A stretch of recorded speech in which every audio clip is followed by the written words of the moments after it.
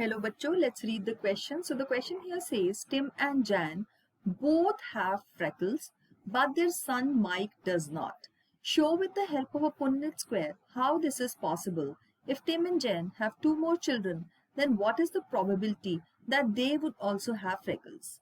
So इस question के अंदर हमारा जो की कॉन्सेप्ट है वो है मेंडेलियन ट्रेट्स। तो मेंडेलियन फैक्टर्स या मेंडेलियन जो ट्रेट्स हैं इसके बारे में किस तरह से उसका एक्सप्रेशन होता है तो उसके बारे में हम बात करेंगे। तो एक्सप्रेशन ऑफ मेंडेलियन ट्रेट्स की यहाँ पे बात होगी। तो यहाँ पे अगर फ्रेकल्स टिम और जैन दोनों में है सो इसको मैं लिख सकती हूँ कैपिटल एफ स्मॉल एफ और ये भी capital F and small F. So यहाँ पे इन दोनों के क्रॉस से दो टाइप की गेमीट्स बनेगी। एक 50% गेमीट्स के अंदर कैपिटल एफ जाएगा और 50% गेमीट्स के अंदर स्मॉल एफ जाएगा। सो दोनों में ऐसा ही है तो हम इसके साथ ही एक बना लेते हैं पुन्नेट स्क्वायर।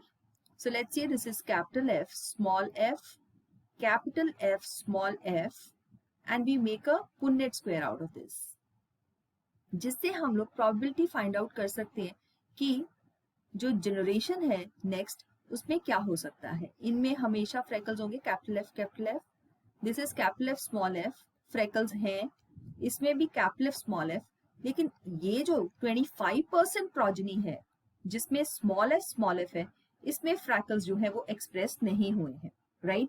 सो हम यहाँ पे ये देखते हैं कि जो जिसकी हम बात कर रहे हैं यहाँ पे that their son Mike does not have, तो माइक का जो जीनोटाइप होना चाहिए वो रिसेसिव जीनोटाइप होना चाहिए। यहाँ पे लिखा गया है if they have two more children what is the probability that both will have the freckles. तो यहाँ पे इस स्क्वायर से हम फाइंड आउट कर सकते हैं कि 3:1 इसकी जो है हमारे पास फिनोटाइप आया है। सो कितने परसेंट यहाँ पे हम कह सकते हैं कि अगर 4 बच्चे होंगे तो उनमें से 3 के फ्रेकल्स होंगे और 1 का नहीं होगा। सो अगर if there are 4 children and 3 of them have the probability of getting freckles, तो अगर 2 बच्चे और होंगे तो 3/4 into 2 यूनिटरी मेथड लगाएंगे यहाँ पे। So this is 6/4, so this is 3/2।